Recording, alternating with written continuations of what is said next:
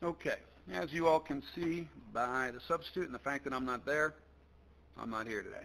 I'm actually been pulled out for a meeting, but that doesn't mean we get to have a free day. Actually, the opposite. I want to make sure that we all understand the four-step inference toolbox needed for the chi-squared test for the goodness of fit, and also for the chi-squared test of association. So we're going to do that now. Get your notebooks out, get your calculators out, and get your AP packet out. Because what we're going to do is we're going to start with the problem that I showed you last class, and that's dealing with Trix, the cereal that is. And the fact is, I told you that 5 flavors with a different shape. We have 5 different flavors here: grape, lemon, lime, orange, and strawberry. Very important here, the fact that they are uniformly distributed. I'm going to take some of the work out for you.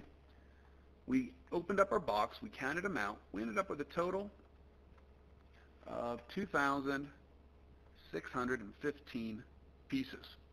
If they're uniformly distributed amongst 5, that'll be 20%.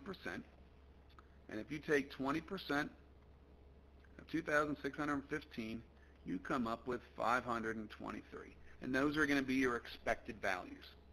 But what I'm concerned about today is, one, that you can do the four-step inference toolbox correctly. I want to make sure, and I want to keep it a little bit simpler. I want to make sure it's similar to what we've done before. And 2, I want to show you how you can actually do all these calculations on the calculator. We're not going to use the test feature where we've been using the 1 sample, 2 sample. We're not going to use that feature, but I'm going to show you how we can do it pretty quickly using the stats. So what I want us to talk about first is step 1. And let's just, for keeping it simple, our population. We're still going to have a population parameter.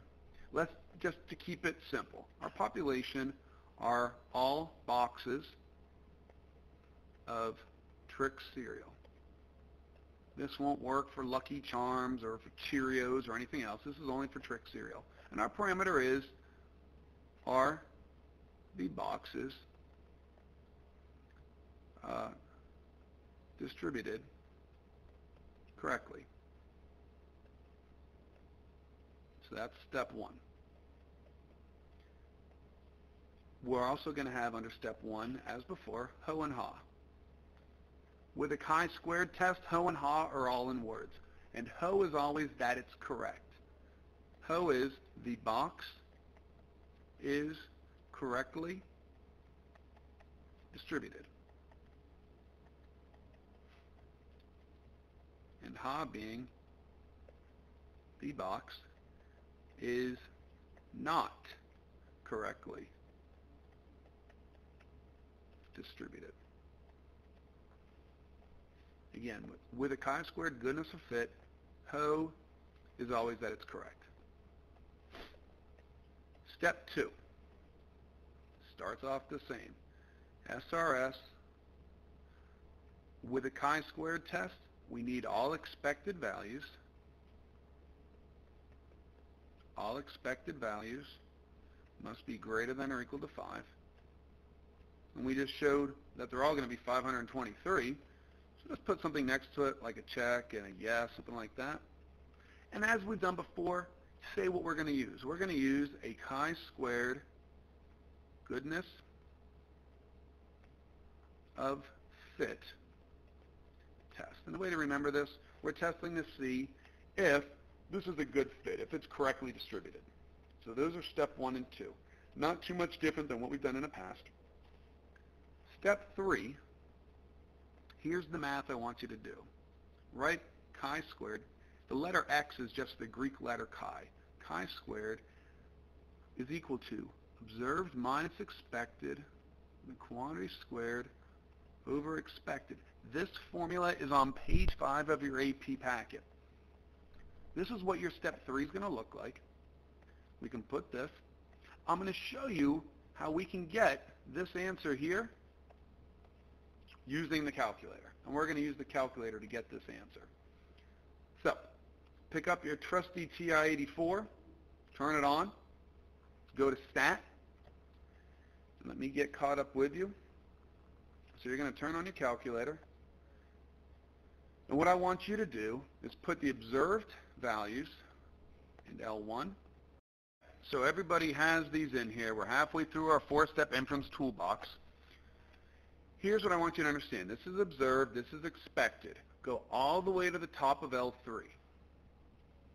And make sure you're all the way at the top. And while you're up there, what we need to type in is the following. Observed, which is L1, minus your expected, which is L2, that quantity squared, divided by L2. And it's going to do the math for you. This is what you want to add up. You want to add up this box here. And you can do it one of two ways. You can write down the values and add them up. Personally, I would rather do it a quicker way, and that's using the feature right here on your calculator, using list on our calculator. Let me show you how to do that. Second, quit to go to a main screen, and then we can go to second, stat, list, go over to math, and you have it right here, number 5, sum. And we're going to add up the sum of list 3. And we get 47.57. That's your chi-squared test statistic. 47.57 is exactly what goes here. 47.57. Now we had 5 colors. So our degree of freedom will still be -1. 5 minus 1 is now 4. Now pick up your AP packet and go to the back page, the very back page, page 15. There's your chi-squared test. We'll go down to degree of freedom of 4. You'll notice the first value I see is 5.39, then 5.99. I want you to scroll across till you find 47.57. And as you scroll across, you'll notice the biggest value you get is 20. And at 20, so this is more than 20. And at 20, we get a p-value of 0.0005. What does that mean for us? It means our p-value here will be less than 0.0005. Let's compare that to alpha of 0.05. Obviously, this value here is very small. Since our p-value is less than alpha at the 0.05, we're going to reject HO. And by rejecting HO, that means the box is not correctly distributed, and that's our step 4. Since p is less than alpha, 0.05, we reject HO, and say the box is not correctly distributed. That's the 4-step procedure here. Step 1, population parameter, HO and HA. Step 2, SRS, expected values greater than or equal to 5, chi-squared goodness of fit. Step 3, you must show this formula. Show your, again, all you have to do is show your number. Degree of freedom is 4. Talk about what our p-value might be. It's extremely small, we reject HO.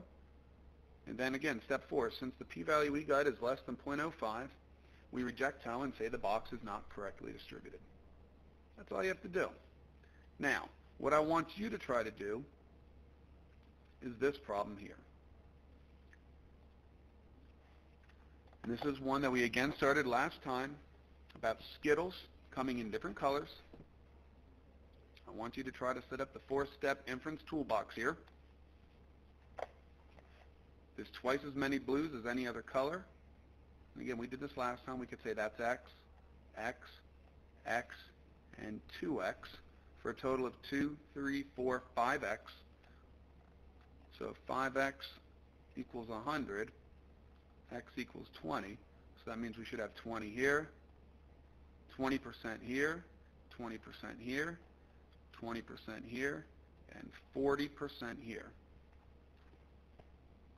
We can figure out the total, figure out our expected values, and I expect you to figure out the 4-step inference toolbox. We're going to get back together in a moment. I'm going to go through mine, and we'll see what you guys came up with. Good luck.